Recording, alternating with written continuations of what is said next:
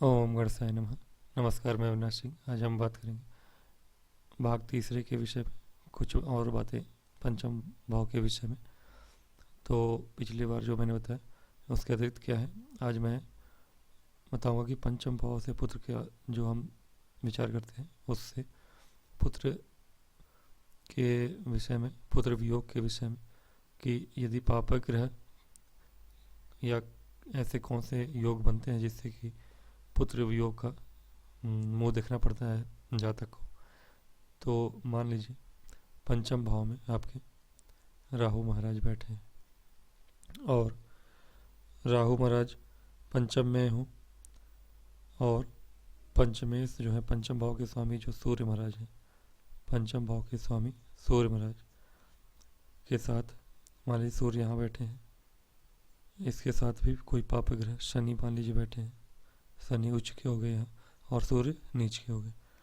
तो और गुरु महाराज यहाँ नीच के हो जाए, मकर में हो, तो सूर्य मतलब सूर्य के लिए नीचे होना जरूरी नहीं है, लेकिन सूर्य मैंने पंचमेश होने के नाते लिया है और शनि लिया है पापक ग्रह होने के नाते। सूर्य यहाँ उच्च के भी हो सकते हैं, सूर्य यहाँ भी हो, उच्च के भी हो, शनि की जगह यहाँ पे दूसरे पापक ग्रह मंगल हो सकते हैं और या शनि कोई भी हो सकता है।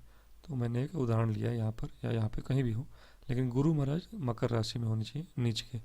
तो ऐसे जातक की पुत्र की जो आयु होती है वह 32 वर्ष से 35 वर्ष तक बताई गई है।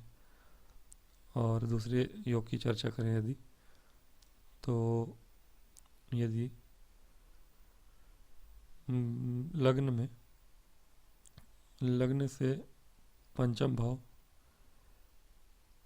और बृहस्पति महाराज, मतलब कि बृहस्पति और लग्न से पंचम स्थान में एक साथ पापक ग्रह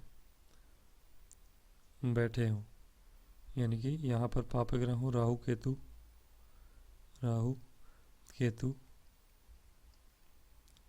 और बृहस्पति के साथ भी, बृहस्पति कहीं भी हो, इनके साथ भी पापक ग्रह बैठे हों, शनि महाराज बैठे हो मान लीजिए, तो 33वें वर्ष में अथवा 36वें वर्ष में अथवा 40वें वर्ष में पुत्र के शोक के विषय में बताया गया है।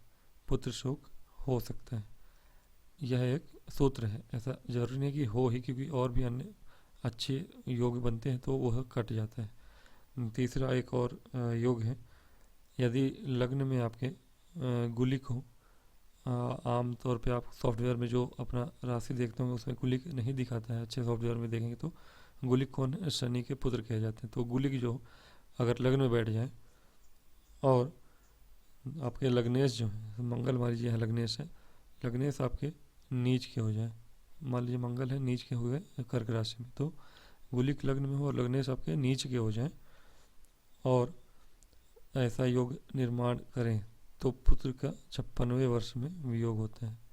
ठीक है, तो ये कुछ पुत्र शोक के आपके योग बताए गए हैं। और यदि हम अन्य चीज़ों पे बात करें तो कुछ पुत्र प्राप्ति के योग भी बताए गए हैं कि कैसा पुत्र प्राप्त होगा।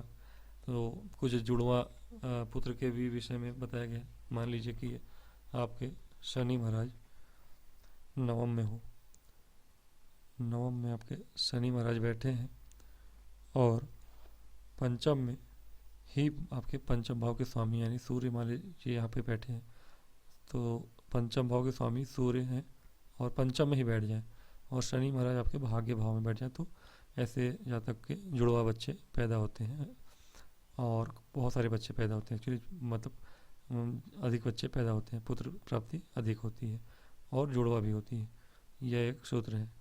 इसके अतिरिक्त यदि हम देखें दूसरे चीज़ों पे चर्चा करें तो पंचम में हालांकि पापक ग्रह हो, पंचम में मान लीजिए राहु है और पापक ग्रह हो, और गुरु से पंचम में मान लीजिए गुरु यहाँ बैठे हो, इनसे पंचम में आपके शनि महाराज बैठ जाए और साथ ही लग्नेश, लग्न के जो स्वामी हैं मंगल मान लीजिए यहाँ पे है, द्वितीय में बैठ जाए, तो ऐसे जातक के संतान कि ऐसा जातक के संतान पुत्र मर जाते हैं। नमस्कार।